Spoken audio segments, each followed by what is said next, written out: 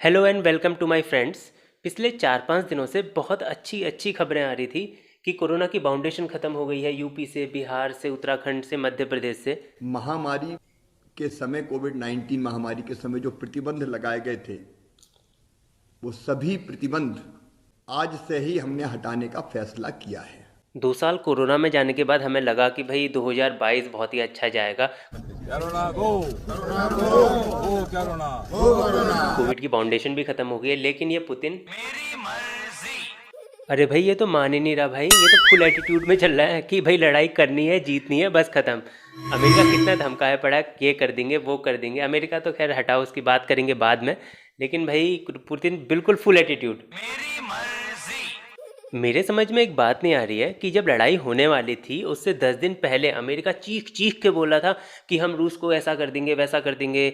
सारे जितने भी नाटो देश के हैं सदस्य, वो सब के सब अपनी फ़ौज लगाओ, हमने इतनी फ़ौज लगा दी, इतने ट्रूप्स लगा दिए, ऐसा कर दिया, वैसा कर दिया, न जाने क्या क्या कर दिया।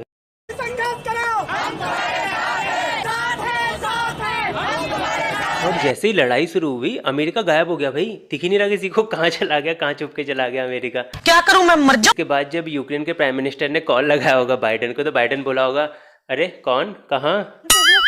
आप कौन? कहाँ लगाया फोन? आपका क्या नाम है? हमसे क्या काम है? आपके पास नंबर आया कैसे?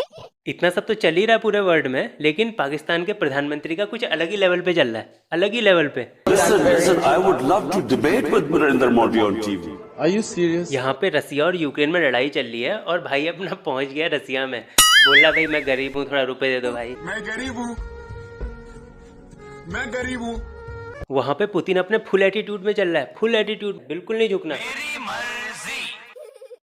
बस प्राइम मिनिस्टर आया, हाथ हाथ मिलाए, हेलो हाय बाय। खत्म, bye bye, tata, goodbye, गया। वापसी आते टाइम पाकिस्तान को मिला तो कुछ नहीं, साथ में अमेरिका को पता चल गया कि ये रसिया के पास गया करके। अमेरिका ने $55 मिलियन का फाइन लगा दिया अलग से। खाया पिया कुछ नहीं, गिलास तोड़ा बाहर आना। बिल्कुल सही कहावत बना रखी है यहाँ पे, इस सिचुएशन के लिए बिल्कुल करेक्ट है। पाकिस्तान के ना दुख ही अलग है, अलग लेवल का दुख है पाकिस्तान को, बिल्कुल अलग लेवल का। ये वॉर का दुख एक तरफ और पाकिस्तान के खुद अपने दुख ये एक तरफ, बराबर है, दोनों बराबर है। इतना सब कुछ हो गया, अब यूनाइटेड नेशन कैसे पीछे रहता। अब यूएन वालों को भी तो कुछ करना था ना अपना, उन्हें भी मुंह दिखाई करवानी थी, वो लोग भी आ गए। अब हमने बचपन में किताबों में पढ़ा था कि यूएन यानी कि यूनाइटेड नेशन बहुत ही बड़ी चीज़ होती है, बहुत बड़े बड़े काम होते हैं यहाँ पे। लेकिन कुछ टाइम बाद हमें पता चला कि वीटो पावर नाम की भी कोई चीज़ होती है। अभी यूनाइटेड नेशन में रसिया के अगेंस्ट एक प्रस्ताव लाया गया है, जिसमें 11 देशों ने रसिया के अगेंस्ट साइन कर दिया है कि भाई रसिया ख़राब कर रहा है, ये कर रहा है, वो कर रहा है। और एक देश ने रसिया के फेवर में वोट किया है, यानी कि 11 देश रसिया के खिलाफ हैं, एक देश रसिया के फेवर में है। और इंडिया और चाइना ने बोला है नहीं, हम न्यूट्रल हैं, हम वोट नहीं करेंगे करके। इसमें इंडिया और चाइना ने वोट नहीं किया है। For all these reasons, India has chosen to abstain on this resolution. I thank you. तो ये है पूरी सिचुएशन। इतना सब कुछ हो गया ना, ठीक है, यहाँ से बढ़िया चल रहा है। लेकिन उसके बाद रसिया के पास है वीटो पावर। वीटो पावर से रसिया ने इस बिल को ही डिसमिस कर दिया, चलो बेटा निकलो, मेरी मर्जी। हो गया, तुम्हारा हो गया ड्रामा यूएन वालों का। मजा आया।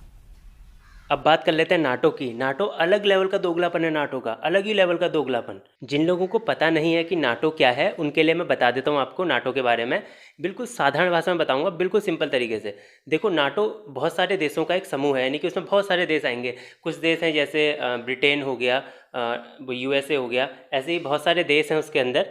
उन देशों में एक एग्रीमेंट है, आप एग्रीमेंट के तरीके से समझिए। उसमें एक एग्रीमेंट है कि जितने भी नाटो के देश हैं उनमें से किसी भी देश पे अगर कोई बाहर वाला देश हमला करता है या उसको डिफेंस चाहिए अपनी देश की सुरक्षा करने के लिए, तो उस नाटो देश को, यानी कि वो जो देश है जिस पे हमला हुआ है, उस देश की रक्षा करने के लिए, उसको प्रोटेक्ट करने के लिए जितने नाटो देश हैं, जितने सभी के सभी देश उसके देश की रक्षा करने के लिए आएंगे। यूक्रेन का कुछ ऐसा था कि उसने नाटो देशों में सम्मिलित होने के लिए एक आवेदन किया था, एक एप्लीकेशन दी थी, लेकिन अभी वो पूरी तरह से नाटो देश में सम्मिलित नहीं हुआ था। अगर यूक्रेन नाटो देश में सम्मिलित हो जाता, नाटो के जितने देश हैं उनमें सम्मिलित हो जाता, तो अभी अमेरिका, ब्रिटेन और बहुत सारे ऐसे देश यूक्रेन की सुरक्षा के लिए अपनी पूरी सेना लेके आते और वर्ल्ड वॉर जैसे हालात अभी हो जाते। नाटो ने भी बहुत ललचा है यूक्रेन को, बहुत ज़्यादा ललचा है। सबसे पहले सुबह खबर आई थी कि नाटो की मीटिंग चल रही है, सारे के सारे देश मीटिंग कर रहे हैं, मीटिंग के बाद फैसला होगा। उसका जैसी मीटिंग खत्म हुई उसके बाद बोला कि चलो दूसरी मीटिंग होने वाली है शाम को, उसमें फैसला होगा। फिर दूसरी मीटिंग भी हो गई। उसके बाद जो नाटो के चेयरमैन हैं उन्होंने बोला कि हम, पहले तो उन्होंने रूस को बड़ा धमकाया कि ऐसा कर देंगे, रूस का ऐसा वैसा कर देंगे। लेकिन उसके बाद फिर उन्होंने बोला कि हम इतनी हज़ार मिसाइलें देंगे, इतने रॉकेट देंगे, ये देंगे, ये सब कुछ बोला है, सब कुछ बोला है। चलो अगले दिन नाटो वालों ने बिल्कुल ही मुंह फेर लिया। उन्होंने बोला अरे ये तो नाटो का सदस्य है ही नहीं, हम क्यों दें भाई इसे, ये इसे सदस्य होना चाहिए था, अभी नहीं है, हम नहीं देंगे। We have made it clear that we don't have any plans and intention of deploying NATO troops to Ukraine. इतना सब कुछ हो गया, रसिया के खिलाफ कोई जा नहीं रहा, नाटो वाले जा नहीं रहे, अमेरिका पता नहीं कहाँ छुप के बैठ रखा है। अब जो यूक्रेन है, यूक्रेन के प्रधानमंत्री की फट गई भाई, अब क्या करें। अब भाई मोदी जी से बोला अरे यार तुम थोड़ा सल्टाओ करके। अब उसे क्या पता था यहाँ इंडिया में इलेक्शन चल रहे हैं करके। अब मोदी जी तो रैली में बिजी थे।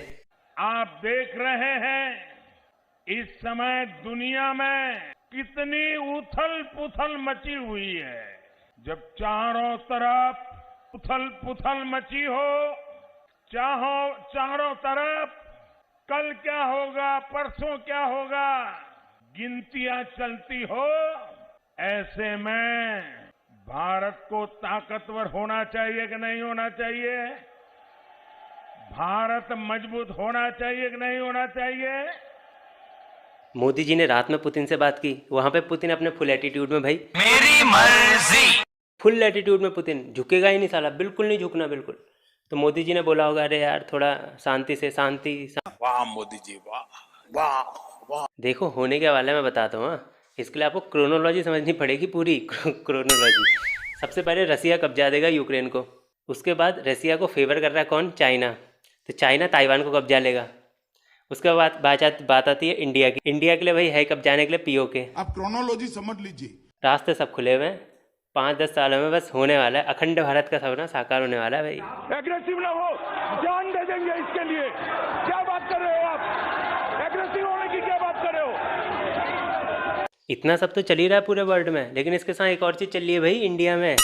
इंडिया में जितने न्यूज़ चैनल हैं भाई, सभी लोगों ने अपने अपने किसी न किसी पत्रकार को भेज रखा है भाई। वहाँ पे लोग निकलने की सोच रहे हैं यूक्रेन से, कहीं भाई बम ना गिर जाए सर पे। यहाँ पे इंडियन मीडिया वालों ने अपने जितने भी हैं, मतलब हर चैनल ने एक तो भेज ही रखा है यूक्रेन में, भाई जाओ भाई रिपोर्टिंग करो करके। देखो मजाक से हट के बात करें तो यार अपनी जान पे जोखिम डाल के वो लोग हमारे लिए रिपोर्टिंग कर रहे हैं, इमेजेस ला रहे हैं, पिक्चर ला रहे हैं। तो मैं, सिंपल सी बात है, थोड़ा हमें अप्रिशिएट करना चाहिए। लेकिन यार मतलब चैनल वालों को भी तो सोचना चाहिए ना, युद्ध जैसे हालात हैं, वहाँ पे जान इंपॉर्टेंट है या एक वीडियो, एक फ़ोटो इंपॉर्टेंट है? फ़ोटो तो मिल जाएगी वहाँ से, कभी ना कभी मिल ही जाएगी फ़ोटो। कुछ तो कैमरे होंगे यूक्रेन में, कहीं ना कहीं से 2-4 दिन बाद मिल जाएगी फ़ोटो। सबसे पहले सबसे तेज़, इस सब के चक्कर में भाई किसी आदमी को भेजा है तुमने वहाँ पे युद्ध जैसे हालात में, जहाँ पे सारी कंट्रीज़ ये देख रही हैं कि हम अपने जितने भी लोग हैं उन्हें कैसे निकालें। यहाँ पे लोग भेज रहे हैं ज़बरदस्ती, अरे जा बेटा जा करके आ।